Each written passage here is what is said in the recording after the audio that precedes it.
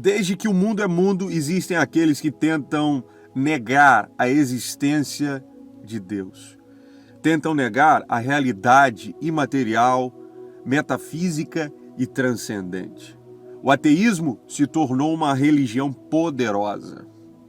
Então, nós temos que, desde o começo do mundo, há uma cultura de cancelamento do divino. É por isso que o salmista assevera no Salmo 14, versículo 1, que o tolo, o insensato, diz no seu coração: Deus não existe. O ateu, por assim dizer, é aquele que está sempre cancelando a pessoa de Deus em sua consciência. Mas qual seria a principal razão para essa cultura do cancelamento divino? John Stott já dizia: o coração do problema é o problema do coração. Ou seja, o problema subjaz no campo da moralidade. Pense comigo por um instante. Se o homem conseguir suprimir a realidade de Deus, de sua pessoa, de suas obras, ele estará completa e absolutamente livre de rédeas morais. Se Deus não existe sequer conceito de pecado. E se não existe conceito de pecado, não existe um juízo final no qual os homens terão de comparecer no último dia. E se não existe juízo final, não existe um Deus que destila a sua ira justa e santa sobre pecadores contumazes e impenitentes. Em suma, o inferno não existe. Perceba que a lógica iníqua é avassaladora, mas falsa. Nos últimos dias tem se falado muito de uma cultura do cancelamento. Isso se dá quando, principalmente, uma pessoa conhecida pisa na bola e os seus seguidores, os seus fãs, a cancelam.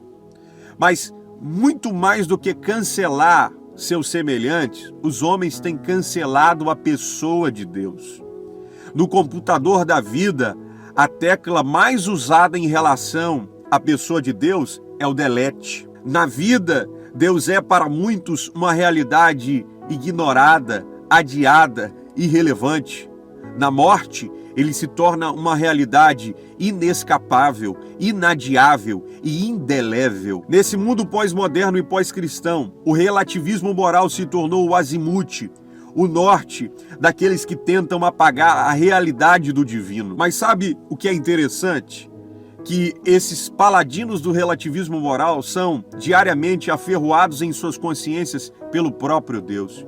Ou seja, o fato deles tanto quererem apagar a pessoa de Deus revela de fato a existência do Deus Todo-Poderoso. Como dizia Calvino, há um sensus divinitatis, ou seja, há um senso divino em cada ser humano.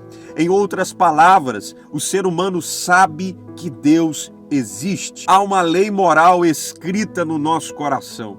C.S. Lewis vai dizer que essa lei moral é tão real e ela é de uma outra realidade que não poderia ser inventada por nós, mas exerce tamanha pressão sobre nós. Por fim, cabe lembrar que há sim um Deus que é juiz de toda a terra e que no último dia julgará os pecadores contumazes com justiça. Estes serão punidos eternamente no inferno. Você pode ignorar essa verdade durante toda a sua vida, mas no leito da morte, a sua consciência lhe confirmará o vazio que foi a sua vida e imprimirá na sua mente o juízo de Deus que lhe aguarda, a saber, uma eternidade sem Deus. É isto que torna o inferno tão horrível. É isso que torna o inferno uma realidade tão aterradora e assustadora. É saber que será uma realidade eterna sem Deus. Não são as chamas do inferno, não são os demônios que lá estão, que tornam o inferno tão horrível e tão horrendo, mas saber que aqueles que para lá forem estarão completa e absolutamente distantes de Deus, estarão alienados eternamente da pessoa de Deus. Que Deus em Cristo te abençoe e fale ao seu coração.